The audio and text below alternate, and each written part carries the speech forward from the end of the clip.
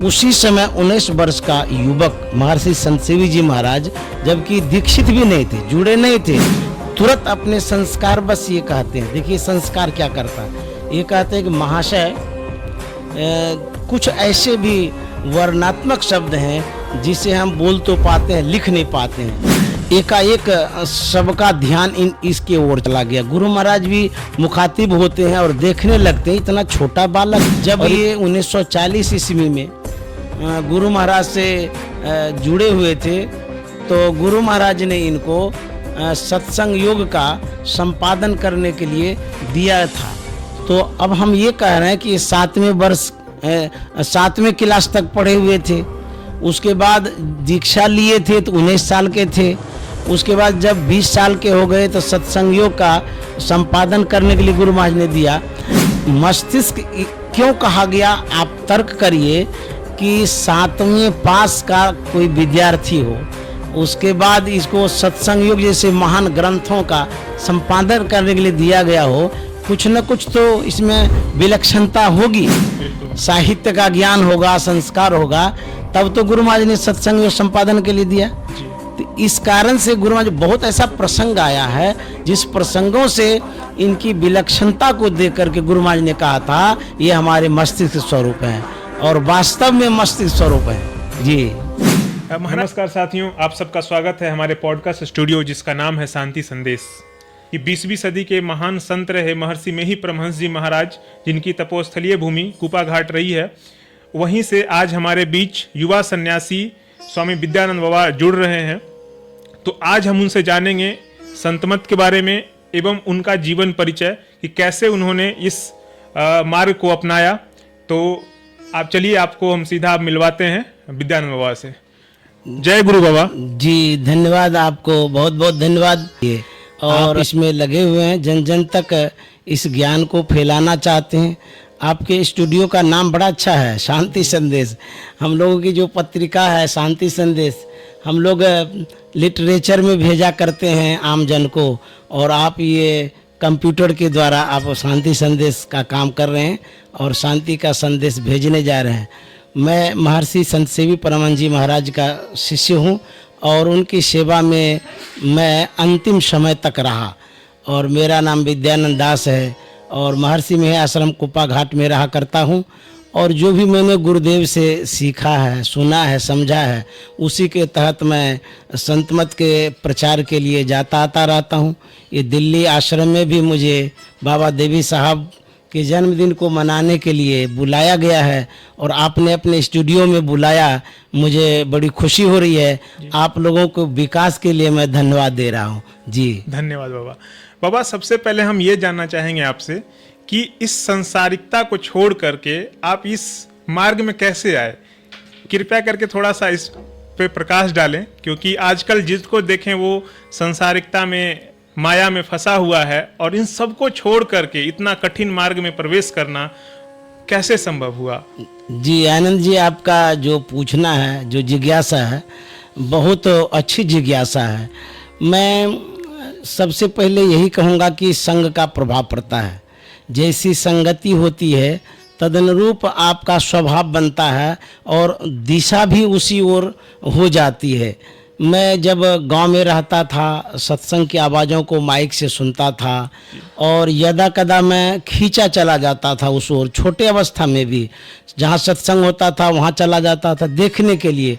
उसके बाद सत्संगियों का संग मिला और उन संगों से हमारा जो संस्कार था उस ओर जुड़ते चले गए और सुनते चले गए, और हमें आंतरिक रूप से अच्छा लगने लगा, और संगति का परिणाम है जो मैं यहाँ तक आया। युवाओं को यही कहूँगा कि संसार के जीवन को जो आप जीते हैं, यदि शांति चाहते हैं तो सत्संग की आवश्यकता है, सद्गुरु की आवश्यकता है, अच्छी संगति की आवश्यकता है। जिस संगति से आपके जीवन में अच्छाई आएगी, आपके अंदर में मानवता आएगी। शिक्षा तो सब कोई ग्रहण करते हैं, लेकिन संस्कार सबके साथ नहीं होता है।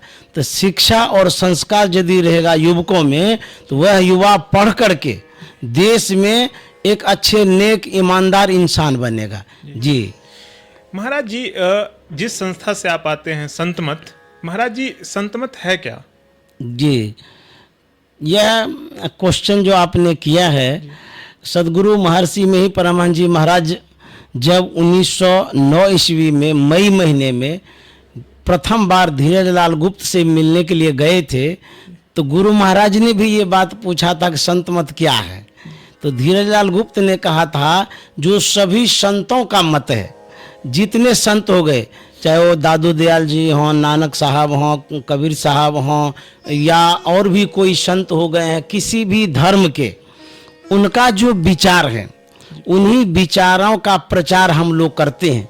वैसे गुरु महाराज ने परिभाषा में लिखा है, शांति स्थिरता व निश्चलता को कहते हैं। शांति को जो प्राप्त कर लेते हैं संत कहलाते हैं, संतों के मत व विचार को संत मत कहते हैं। ये गुरु महाराज ने कहा है। जी जी, बहुत ही सुंदर विचार है महाराज जी। महाराज जी, आपने गुरु महाराज का जिक्र किया, महाराज जी कृपया हमें थोड़ा सा उनके बारे में बताइए। गुरु महाराज के विषय में, गुरु महाराज जब छोटे अवस्था में थे तो उनके जीवन को जब हम पढ़ते हैं या सुनते हैं, तो जैसे ही जन्म धारण किए थे, अवतरित हुए थे, तो उनके परिजनों ने देखा कि उनके सिर पर 7 जटाएं हैं। ये महापुरुषों का विशेष लक्षण उनमें परिलक्षित हो रहा था। तो उनकी जो बहन थी झूलनदा, विशेष रूप से उन्होंने ही पालन पोषण किया, क्योंकि माँ छोटी उम्र में चली गई थी। तो उस बाल को जो 7 जटाएं थी वो कंघी से सुलझाती थी, लेकिन दूसरे दिन फिर 7 की 7 जटाएं बन जाती थी। लोगों को लगा कि ये क्या हो गया, जटाएं क्यों बन जाती है। तो उससे हम लोगों को यह ज्ञात हुआ कि ये साधारण सी जटा नहीं है, ये जन्मजात जटा है, और सप्त ऋषि के रूप में वो जटाएं हमें ज्ञात कराती रहती थी। जी, इस तरह से गुरु महाराज के जीवन को हम देखते हैं। और बाल अवस्था से ही उनमें विलक्षणता थी, अद्भुतता थी। और जब गुरु महाराज कुछ बड़े हुए, किशोरावस्था में आए, उनके पिताजी रामायण पढ़ते थे, तो रामायण पढ़ करके रोने लग जाते थे। तो गुरु महाराज छोटे थे लेकिन संस्कारी थे, उनके मन में होता है कि आखिर रामायण में ऐसी कौन सी बातें हैं जिन्हें पढ़ करके प्रसंगवश हमारे पिताजी रोते हैं, मैं भी पढ़ूंगा। देखिए संस्कार क्या करता है। तो गुरु महाराज देखते थे कि पिताजी रामायण रख दिए, उसके बाद अलमीरा से निकाल करके पढ़ने लगते थे। जब उन पद्यों को पढ़े, इनकी अभिरुचि जगी, अच्छा लगा इनको पढ़ने में। पढ़ते पढ़ते पढ़ते एक ऐसा पद पढ़े जिसमें गुरु महाराज ने पढ़ा था, देह धरे कर यही सुभाई, अब भजिए राम सब काम भी आई। ये जो शब्द उन्होंने पढ़ा, ये प्रेरणा का कारण हो गया। गुरु महाराज सोचने लगे देह धारण करने का यही फल है कि सब काम छोड़ करके भगवत भजन करना चाहिए। तो गुरु महाराज इन पद्यों को पकड़ करके तभी से इस आध्यात्मिक ओर मुड़ते ही चले गए, जो कि आज ये 101 वर्ष की लंबी कहानी हम लोगों को पढ़ने को या सुनने को मिलता है। जी महाराज जी, बहुत बहुत शुक्रिया बताने के लिए। महाराज जी, गुरु महाराज के साथ साथ एक और उनके मस्तिष्क स्वरूप जो संत सेवी जी महाराज हैं, उनकी सेवा में आपने अपना जीवन समर्पित किया है। महाराज जी, उनके बारे में मुझे बताइए कि उनको मस्तिष्क कैसे कहा जाता था और क्या उनका जीवन परिचय। महाराज जी, महर्षि संत सेवी परमहंस जी महाराज हमारे गुरुदेव रहे हैं। उनके जीवन चरित्र को जब पढ़ते हैं, उनमें भी बड़ी विलक्षणता पाते हैं। बाल अवस्था से ही कीर्तन गाते थे, जैसे रामधुनी सब गाते हैं या संकीर्तन होता है गांव में, उनमें वो संलग्न रहा करते थे। उसके बाद उनकी गला भी बड़ी अच्छी थी, बड़े मीठे स्वर में गाया करते थे और संतवानी भी गाते थे। जब महर्षि संत सेवी जी महाराज गए थे कनखुदिया में, जो अररिया जिला में पड़ता है, दर्शन करने के लिए गए थे, तब जुड़े हुए नहीं थे। ये 1929 ईस्वी की बात है, जब ये गए थे, मार्च महीने की बात है। तो वहाँ जब गए तो इन्होंने प्रणाम किया। उसके बाद गुरु महाराज को देख करके बड़ा आकर्षण इनको हुआ और कहा था कि मैं दीक्षा लेना चाहता हूँ, आपकी सेवा में भी रहना चाहता हूँ। उस समय गुरु महाराज का टहलने का समय था, तो टहलने के लिए जो गए, ये उस समय भी वो चले गए टहलने के लिए साथ में। जबकि उस समय 19 साल के थे, लगभग 29 बरस में, क्योंकि 1920 ईस्वी में जन्म हुआ था। तो गए टहलने के लिए, तो गुरु महाराज के साथ में बड़े बड़े विद्वान भी थे। विद्वान लोग गुरु महाराज से बातचीत कर रहे थे। वो कह रहे थे कि जो वर्णात्मक शब्द है उसे हम बोलते भी हैं, लिखते भी हैं, ध्वन्यात्मक शब्द को लिख नहीं पाते हैं।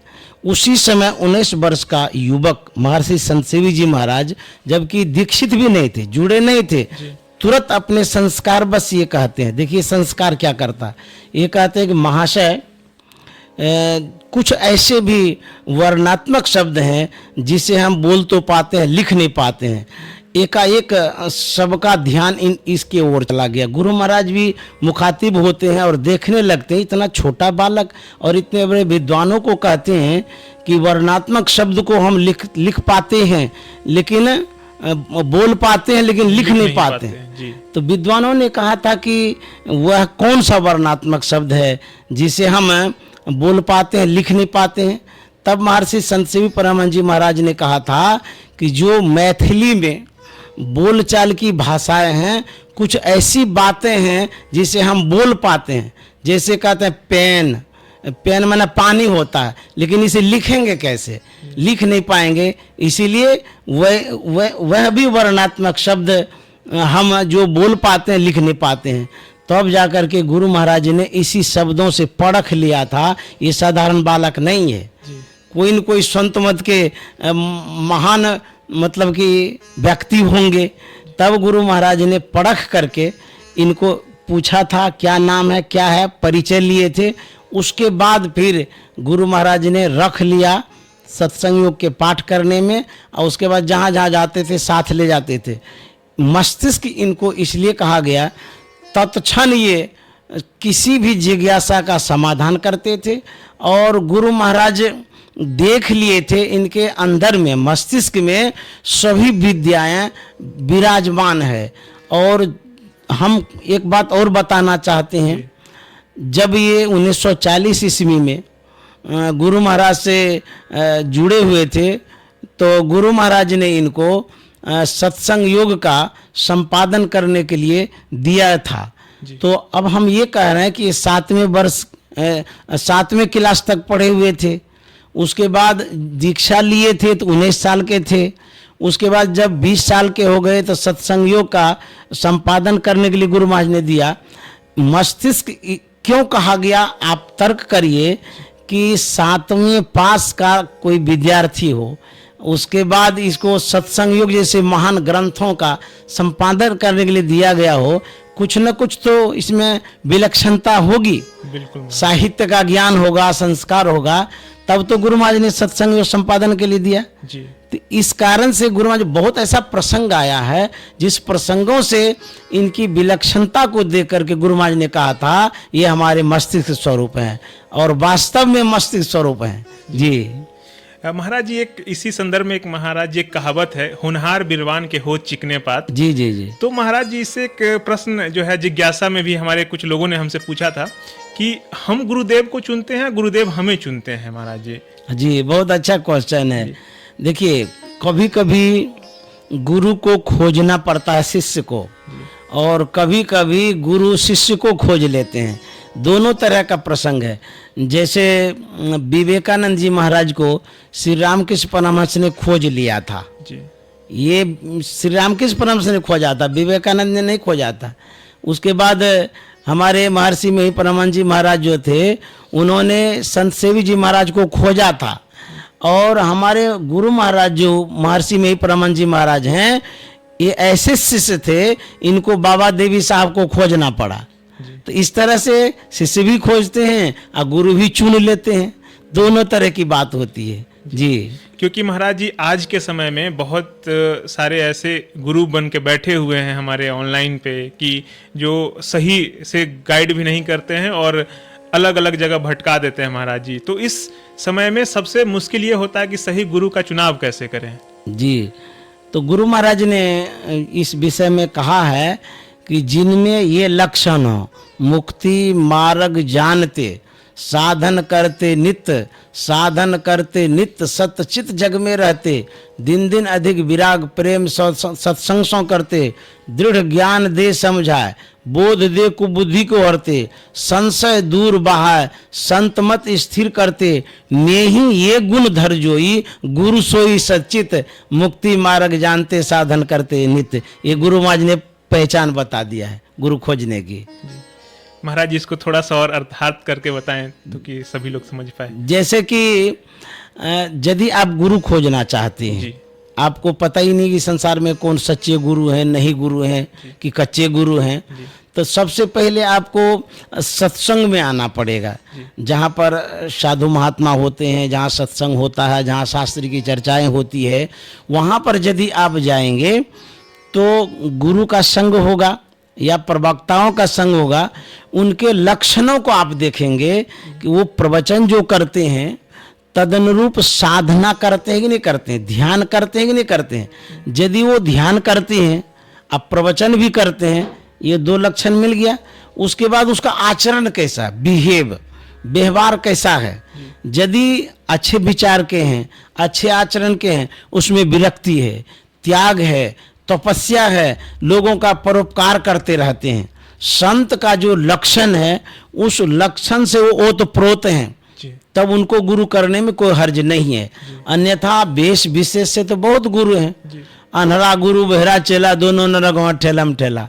तो गुरु बहुत तरह के होते हैं, लेकिन चुनाव आपको करना है तो फर्स्ट बार आपको सत्संग में जाना पड़ेगा। इस तरह से धीरे धीरे आपको मन में हो जाएगा कि ये सही में सच्चे सदगुरु हैं। जी महाराज जी, जैसे आपने सत्संग के बारे में बताया, महाराज जी सत्संग और ज्ञान में महाराज जी अंतर क्या है? देखिए, सत्संग जो है शास्त्रों की चर्चा, सत्चर्चा, जो हम लोग या तो कथा के रूप में चर्चा करते हैं या जो भी विषय होता है उस विषय पर जो प्रवचन करते हैं, ये सत्संग है। यदि सत्संग सुन करके आप कहे अनुसार ध्यान करते हैं, यदि ध्यान करते हैं उसमें आपको अनुभव होता है, ज्ञान होता है, तो अंतर का ज्ञान होगा। तो सत्संग सुनने से श्रवण ज्ञान होगा, उसके बाद मनन ज्ञान होगा, उसके बाद निधिध्यासन ज्ञान होगा, और जब ध्यान करेंगे तब अनुभव ज्ञान होगा। तो सत्संग सुनने से बाह्य ज्ञान हुआ, और जब ध्यान करेंगे तो अंतर का ज्ञान होगा, अनुभव ज्ञान होगा। तो सत्संग वाला जो ज्ञान है वो क्षणिक है, वो मिटने वाला है, लेकिन ध्यान वाला जो ज्ञान है वो टिका हुआ अस्थिर है, वही सार और मूल ज्ञान है। जी